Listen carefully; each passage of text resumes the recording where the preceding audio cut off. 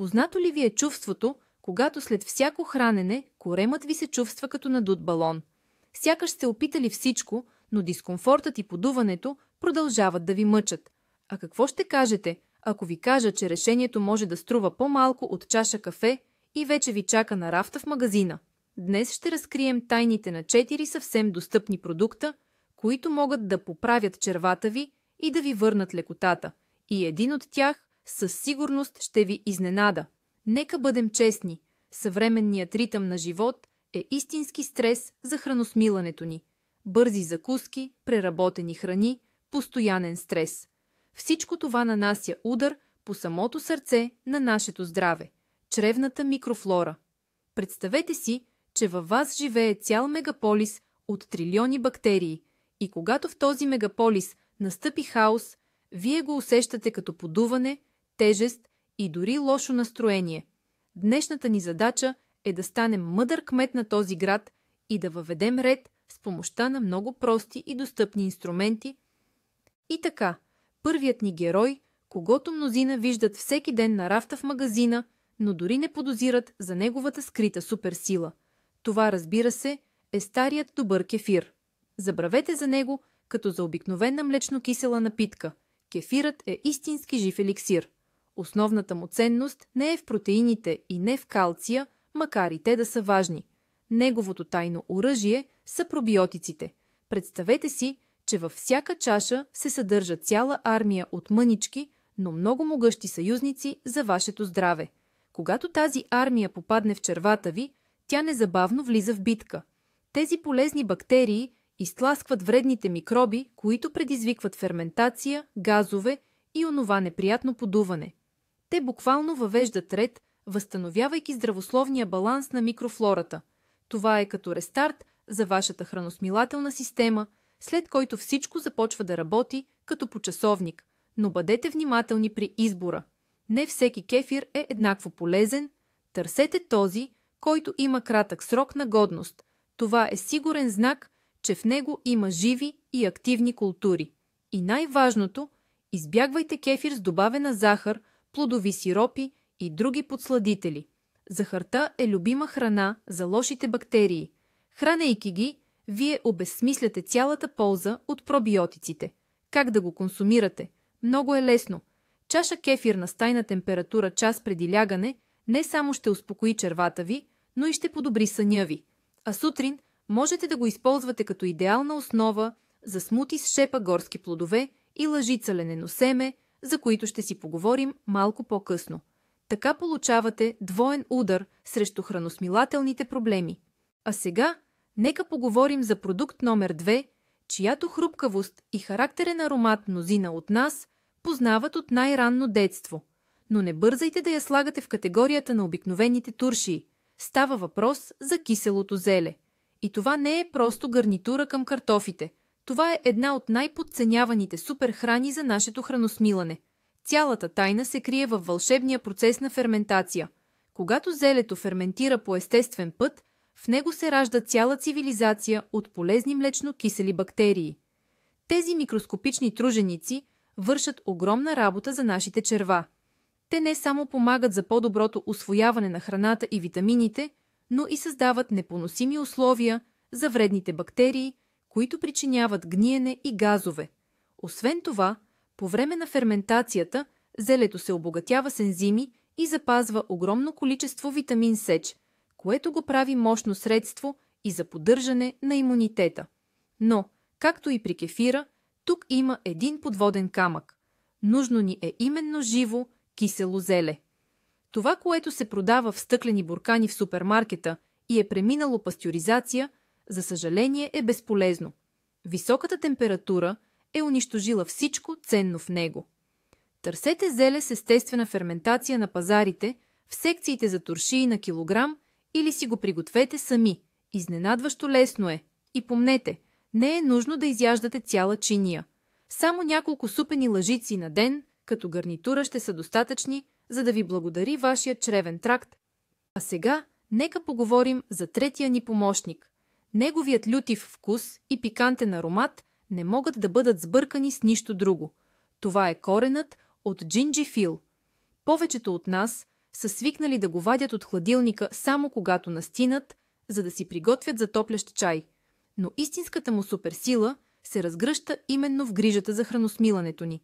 Джинджифилът не е просто подправка, той е едно от най-мощните природни противовъзпалителни средства. Цялата му магия се крие в вещество, наречено гингерол. Именно той е отговорен за характерния му лютив вкус. Но по-важното е, че гингеролът действа като истински балсам за нашите черва. Той нежно успокоява раздразнените чревни стени, облегчава мускулните спазми, които често са причина за болка и дискомфорт.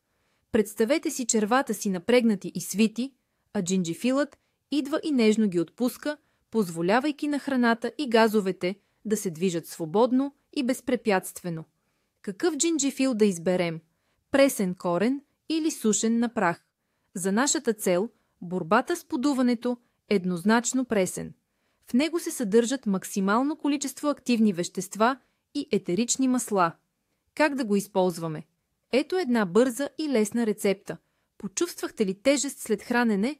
Отрежете няколко тънки резенчета пресен джинджифил, залейте ги с гореща вода, похлопете и оставете да се запарят за около 5 минути. Пийте тази ароматна напитка бавно. Тя не само бързо ще облегчи дискомфорта, но и ще подобри храносмилането.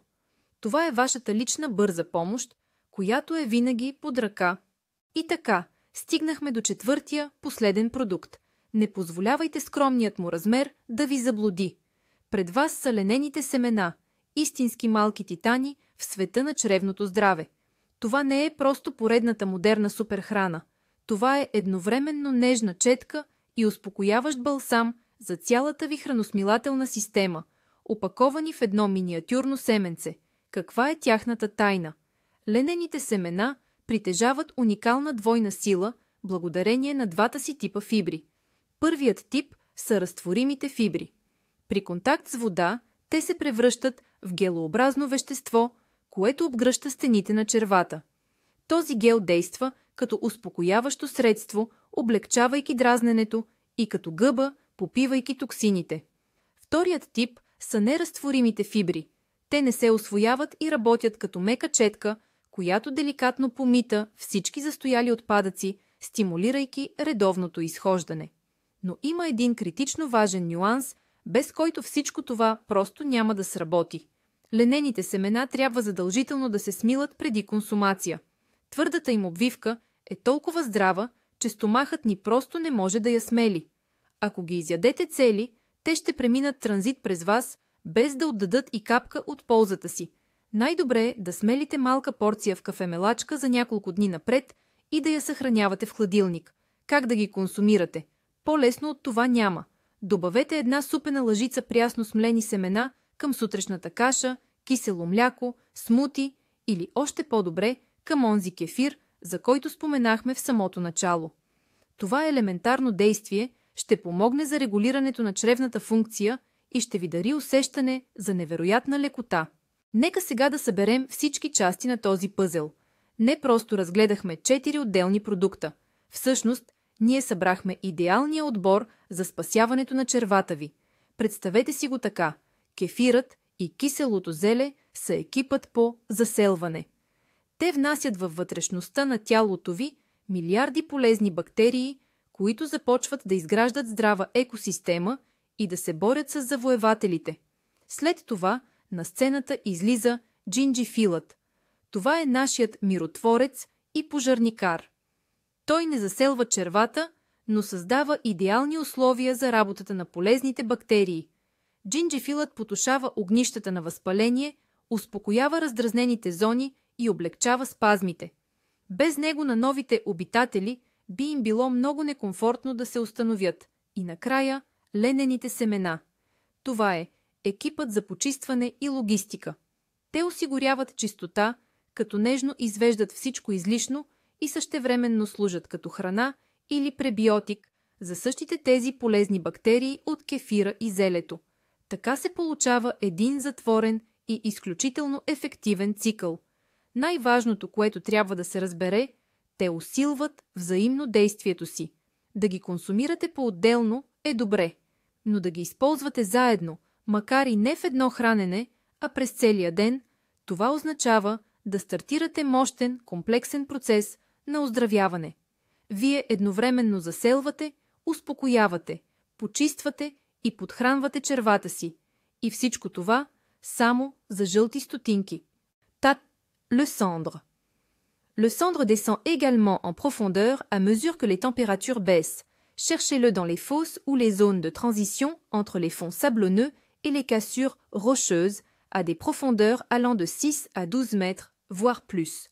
Pour le cendre, les leurres souples de taille moyenne, entre 8 et 12 cm, sont idéaux.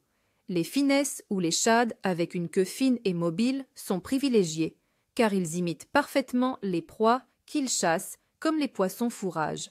Le jigging lent et précis près du fond est la technique reine. Analyse des conditions. Pour ce jeudi 16 octobre 2025, nous aurons un temps plutôt partiellement nuageux sur la Suisse romande. Les températures devraient osciller entre 8 et 14 degrés Celsius, ce qui est frais pour la saison, mais pas extrême. Le vent sera léger à modéré, ce qui est généralement favorable pour la pêche au leurre, car il crée de petites ondulations en surface. Les précipitations seront faibles, avec une faible chance de pluie de l'ordre de 10% en journée. La pression atmosphérique devrait être relativement stable, sans grand chamboulement, ce qui est un bon signe pour l'activité des poissons. La température de l'eau dans nos lacs suisses continue sa baisse saisonnière. Sur le Léman, nous serons aux alentours de 15 degrés Celsius. Sur le lac de Neuchâtel, attendez-vous à 14 ou 15 degrés Celsius. Cette eau qui se rafraîchit incite les carnassiers à se nourrir intensément avant l'hiver, une période clé pour accumuler des réserves. Le 16 octobre 2026, nous serons en phase de dernier croissant, éclairé à environ 27,9%. La pleine lune est passée il y a quelques jours. Selon les croyances populaires des pêcheurs, la période juste après la pleine lune, avec une lune décroissante, peut voir une activité de pêche un peu plus calme. И така, стигаме до основното откритие в това видео. Най-голямата тайна за здраво чрево не е един единствен магически продукт. Това е синергия. Представете си, кефирът и киселото зеле доставят в червата ви строители, полезни бактерии. Лененото семе носи за тях строителни материали, фибри и между другото изчиства всички отпадъци, а джинджифилът влиза в ролята на миротворец, който успокоява всякакви конфликти и възпаления. Ето го, истинският обрат. Мислехте си, че търсите едно единствено лекарство, а всъщност ви е трябвала цяла строителна бригада, която струва стотинки и ви чака в най-близкия супермаркет. Не е нужно да избирате само едно нещо. Използвайки ги заедно, вие задействате мощен процес на самовъзстановяване на организма си. Да обобщим. Кефирът, киселото зеле, джинджифилът и лененото семе – това са 4 достъпни конници на апокалипсиса за вашето подуване и дискомфорт. Те са прости, евтини и невероятно ефективни, стига да ги използвате редовно и правилно. Малките стъпки и простите продукти водят до голямо здраве. Благодаря, че догледахте това видео до край. Ако ви е било полезно, моля, харесайте видеото и се абонирайте за канала, за да не пропускате новите видеа. А сега въпрос към вас. Кои от тези продукти вече използвате? Или може би имате свой таен помощник за червата?